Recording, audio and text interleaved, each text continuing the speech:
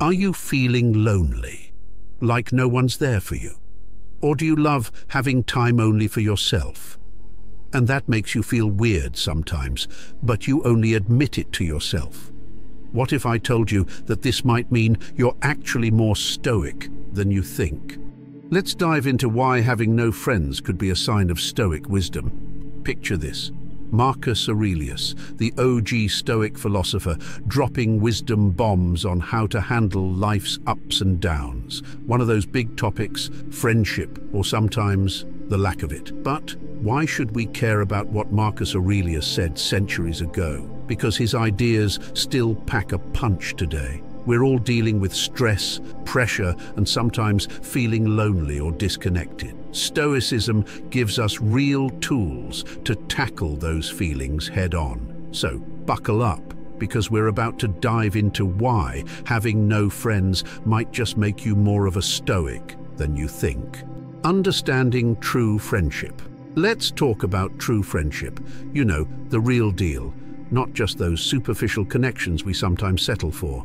According to Stoic philosophy, true friendship is like the holy grail of relationships.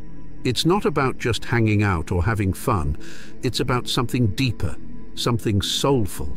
So, what makes a friendship truly legit?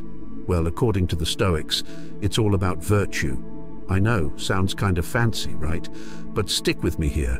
True friendships are built on things like trust, honesty, and loyalty. It's like having someone in your corner who's got your back no matter what. Someone who's always going to keep it real with you. Let's break this down with a real-life example. Imagine you have a friend who's always there for you, someone you can trust completely. Last year, you went through a tough time. Maybe you lost a job or had a rough breakup. This friend didn't just disappear or give you half-hearted advice. They were there, checking in on you, offering support, and just listening without judgment. They showed honesty by telling you hard truths when you needed to hear them, even if it wasn't what you wanted to hear at the time. And here's the thing, genuine friendships aren't just one-sided. It's not about what you can get out of it, it's about what you can give. That means being there for your friends when they need you, even if it's not always convenient. Remember when your friend had to move to a new apartment? You were there, helping pack boxes and carry furniture, even though you had other plans. It's about showing up, being present, and being a true ride or die. True friendship is like a rare gem in a sea of fake vibes and shallow connections. It's about finding those people who see the real you and love you for it, flaws and all. And hey, if you've got even just one friend like that, consider yourself lucky. Because that's the kind of friendship Stoic philosophy is all about. If you found this video insightful so far, let's keep the conversation going. Drop a comment below about your own experiences with true friendship, share this video with someone who needs to hear it, hit that like button, and don't forget to subscribe for more Stoic-inspired content. Your support means a lot. The value of having no friends. Now, let's flip the script and talk about the value of having no friends. Stoic philosophy has some real talk about solitude, and it's not as scary as it sounds. So, picture this. You're chilling on your own, no squad, no crew, just you. According to the Stoics, that's not necessarily a bad thing. In fact, they were all about embracing solitude and being cool with flying solo. Why? Because it gives you the space to really get to know yourself, to figure out what makes you tick without all the noise and distractions. Let's look at a real-life example. Imagine you've always been part of a group, always surrounded by people. But then, for whatever reason, you find yourself alone. At first, it feels weird and maybe a bit lonely, but over time, you start to see the benefits. You discover hobbies you never knew you liked, like painting or hiking. You start journaling and realize it's a great way to clear your mind. You have more time to think about your goals and what you want out of life. You become more self-aware and start to understand your own needs and desires better. And here's the kicker. Solitude isn't just about being alone. It's about being self-sufficient. It's like being your own best friend, you know. You learn to rely on yourself, to trust your own judgment, and to find happiness from within. And that's a pretty powerful thing. But wait, there's more. Solitude isn't just about kicking back and doing nothing. It's also a chance for some serious personal growth and reflection. When you're on your own, you have the freedom to explore your thoughts, to dig deep and ask yourself the big questions. It's like having a one-on-one with your own soul, and trust me, that's where the real magic happens. So, next time you find yourself flying solo, don't sweat it, embrace it. Because according to the Stoics, being your own best friend might just be the coolest thing you can do. Weird connections. Dealing with unhealthy friendships. All right, let's talk about those weird connections. You know, those friendships that leave you feeling more drained than fulfilled. We've all been there, right?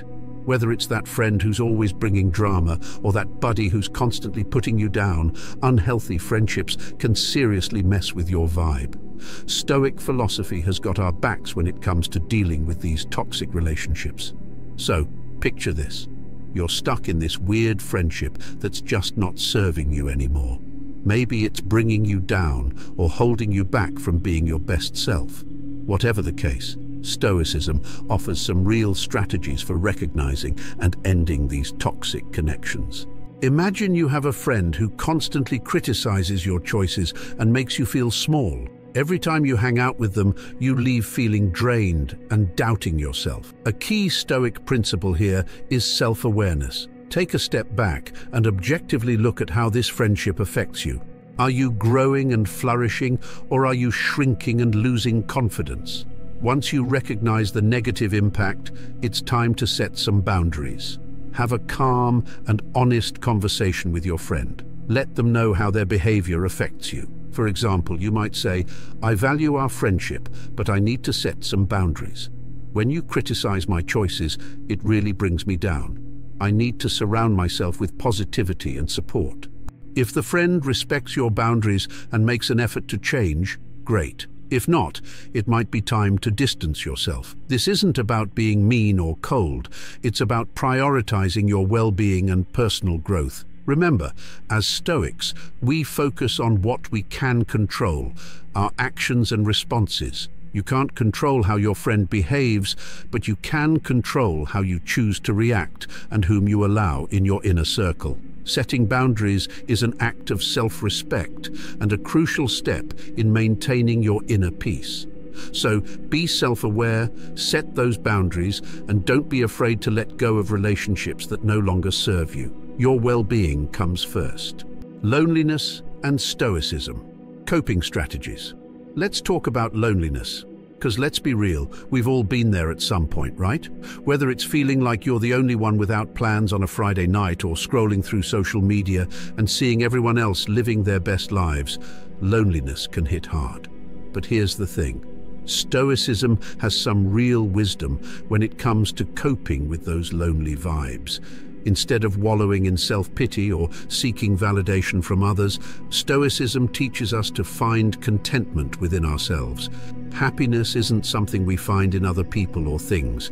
It's something we cultivate from within. So how do we do it? Well, first off, it's all about shifting your perspective. Instead of seeing loneliness as a curse, try seeing it as an opportunity. An opportunity to really get to know yourself, to dive deep into your thoughts and feelings, and to grow as a person. Let's consider next example. Imagine you're going through a phase where you feel disconnected and lonely. Instead of focusing on the emptiness, you start to see this time as a chance to reflect on your life and your goals. You start journaling about your dreams and fears, and you realize there are things you want to accomplish that you've never given yourself the chance to explore. This shift in perspective turns loneliness into a productive and enlightening experience. Next up, it's time to practice some Stoic techniques for finding inner peace. That could mean things like journaling, meditation, or simply taking some time to be alone with your thoughts. For example, you might start your day with a few minutes of meditation, focusing on your breath and grounding yourself in the present moment. This practice helps you feel more centered and less dependent on external validation. It's about learning to be okay with being alone, to find joy in solitude, and to appreciate the beauty of your own company. And finally, remember that you're never truly alone, because Stoicism teaches us that we're all connected, part of something bigger than ourselves. Even when you're feeling isolated, remember that there are others out there who feel the same way. By embracing your own company and finding peace within yourself, you're connecting to the shared human experience. Introvert's Guide to Making Friends. Let's talk about making friends without feeling like you got to be the life of the party. Because here's the thing, being an introvert doesn't mean you can't have meaningful connections. So, first things first, embrace your introverted side. I know it can be tough in a world that seems to worship extroversion, but trust me, being introverted is actually pretty rad. It means you're thoughtful, reflective, and you bring a unique energy to any social situation. Here's an example. Imagine you're at a small gathering, and instead of trying to work the room, you find a quiet spot and strike up a deep conversation with just one or two people. You talk about meaningful things, your passions, dreams, and ideas. These moments of genuine connection feel much more fulfilling than trying to engage with a large crowd. Embracing your introverted nature allows you to form deeper, more authentic relationships. It's all about quality over quantity. Stoicism teaches us to prioritize deep, meaningful connections over surface-level small talk. So instead of trying to be friends with everyone, focus on finding those people who really get you, who appreciate your vibes, and who you can vibe with on a real level. For example, you might join a book club or a hobby group where you can meet like-minded individuals who share your interests. This way, you're more likely to form bonds that are both meaningful and lasting.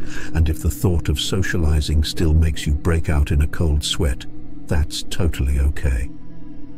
Stoicism reminds us that it's okay to take things slow, to be selective about who we let into our inner circle. So don't feel like you got to force yourself to be the life of the party. Embrace your nature, and the right friends will find their way to you. This might mean turning down a few invitations or leaving a party early, but it also means you're taking care of your mental well-being and allowing space for the right connections to develop. And one more thing, introverts can totally slay at socializing too. Don't believe me? Just look at some of history's greatest introverts, from Albert Einstein to Audrey Hepburn to Elon Musk. Introverts have been making waves for centuries, proving that you don't have to be loud to be heard. Embracing aloneness. Finding solace in Stoic philosophy. Now, let's dive into the beauty of being alone, because it's not always a bad thing. In fact, Stoic philosophy has some real gems when it comes to finding peace and fulfillment in solitude. So, picture this. You're chilling on your own, no squad, no crew, just you and your thoughts. According to the Stoics, that's not something to be feared.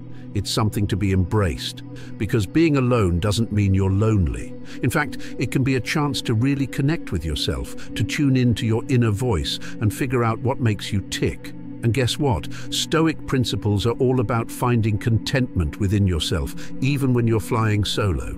It's like having a party with just you and your soul, and trust me, it can be pretty lit. Stoicism teaches us to find joy in solitude, to appreciate the beauty of our own company, and to find peace in knowing that we're never truly alone. But don't just take my word for it. Let's hear from some of the OG Stoic philosophers themselves. Marcus Aurelius, one of the big dogs of Stoicism, had some real talk about embracing aloneness. He said, "The happiness of your life depends upon the quality of your thoughts." And you know what? Dude was onto something. Because when you learn to embrace solitude, you open yourself up to a whole world of possibility. A world where you're the master of your own destiny, where your thoughts become your reality. So, yeah, next time you find yourself flying solo, don't sweat it, embrace it. Because according to Stoic philosophy, being alone can be the ultimate form of freedom. Friendship across time and space, virtual connections. Now, let's dive into the world of virtual friendships. In today's digital age, we can connect with people from all over the globe without ever leaving our rooms. But how do these online connections stack up against real-life friendships? And how can Stoic philosophy help us navigate this new terrain? First off, virtual friendships can be just as meaningful as in-person ones. Sure, you might not be able to grab coffee together, but you can still share deep conversations, support each other, and build a genuine connection. The Stoics would say that what matters most is the quality of the relationship, not the medium through which it happens. Whether you're chatting through DMs or on a video call, the principles of trust, honesty, and mutual respect still apply. Now let's talk about how Stoic philosophy can guide us in forming and maintaining these online connections. One key idea from Stoicism is to focus on what you can control. In the digital world, you can control how you present yourself, how you communicate, and how you choose to engage with others. Be authentic, be kind, and be intentional about the connections you make. Another important Stoic principle is to stay grounded and not get swept up in the superficial aspects of online interactions. It's easy to get caught up in likes, followers, and the highlight reels people post. But remember, true friendship goes beyond the surface. Look for people who share your values, who are there for you in both good times and bad, and who are willing to have those real, meaningful conversations. So whether you're connecting with someone across town or across the world, remember to approach your virtual friendships with the same Stoic wisdom you would in real life. Focus on authenticity, quality, and mutual respect. And who knows, some of your most cherished friendships might just be a click away. The virtue of friendship. Let's dive into the virtue of friendship from a Stoic perspective. The Stoics really knew their stuff when it came to understanding what makes a friendship truly valuable. They believed that the best friendships were built on wisdom, courage, and temperance. So what does that mean? Well, wisdom in friendship is about making smart choices, knowing who to trust, and being a good judge of character. It's about surrounding yourself with people who inspire you to be your best self. Courage is about standing by your friends through thick and thin, having the bravery to speak the truth and sticking up for what's right even when it's hard. And temperance? That's about balance and self-control, not letting petty arguments or misunderstandings ruin a good thing. Stories from Stoic literature highlight these virtues beautifully. Take the friendship between Seneca and his friends. Seneca was a Roman Stoic philosopher who believed that true friends help each other grow in virtue. He once said, "One of the most beautiful qualities of true friendship is to understand and to be understood." This means that real friends get you and accept you for who you are, faults and all. True friendships are rare gems. They're the people who see you at your worst and still stick around, the ones who celebrate your victories and lift you up when you're down. Stoic philosophers teach us that these kinds of friendships are incredibly valuable and should be cherished. So, take a moment to appreciate the true friends in your life. They're worth their weight in gold. In a nutshell, Stoic lessons on friendship remind us to value the depth and quality of our connections. Wisdom, courage, and temperance are the keys to building and maintaining friendships that stand the test of time. So, go out there and be the kind of friend you'd want to have, because true friendship is one of life's greatest treasures. Letting go. Stoic wisdom on ending friendships. All right, let's get real about letting go of friendships. Sometimes, no matter how much history you have with someone, you realize that the friendship just isn't working anymore. Maybe it's draining you, causing stress, or holding you back. It's tough, but Stoicism has some solid advice for dealing with this. According to Stoic philosophy, sometimes you need to let go of friendships that no longer serve you. It's not about being cold-hearted. It's about recognizing what's best for your well-being. Marcus Aurelius, one of the big Stoic philosophers, said, "Accept the things to which fate binds you, and love the people with whom fate brings you together, but do so with all your heart." This means appreciating the good times you've had, but also understanding when it's time to move on. Detachment and acceptance are key to maintaining inner peace. Detachment doesn't mean you stop caring about your friend. It means you're not allowing their actions or the state of the friendship to affect your happiness. It's about seeing things clearly and accepting reality as it is. Sometimes people grow apart, and that's okay. It's part of life. Ending a friendship can be hard, but remember, it's about protecting your mental and emotional health. Stoicism teaches us to focus on what we can control, our own actions and reactions. You can't control how someone else behaves, but you can control how you respond. If a friendship is bringing more harm than good, it's okay to let it go. Think of it as clearing space for new, healthier relationships to enter your life. So, if you find yourself in a friendship that's no longer serving you, take a page from the Stoics. Accept it, let go with grace, and focus on the friendships that truly bring you joy and support. Your peace of mind is worth it. Conclusion. We've covered a lot of ground today, from understanding true friendship to embracing solitude, and even knowing when to let go of unhealthy relationships. Stoic philosophy gives us some pretty awesome tools to navigate all these different aspects of friendship. To sum it up, true friendship is about quality over quantity. It's about finding those genuine connections that lift you up and help you grow. And hey, it's totally okay to have no friends sometimes. Solitude can be a powerful tool for self-discovery and personal growth. When it comes to weird or toxic friendships, don't be afraid to set boundaries and prioritize your well-being. Remember, wisdom, courage, and temperance are the virtues that guide us in forming and maintaining meaningful relationships. Now, it's your turn. Take a moment to reflect on your own friendships. Are they lifting you up or dragging you down? Consider adopting some Stoic principles to help you navigate your relationships with more clarity and peace of mind. Whether it's embracing solitude, letting go of toxic friends, or deepening your connections with the real ones, Stoicism has got your back.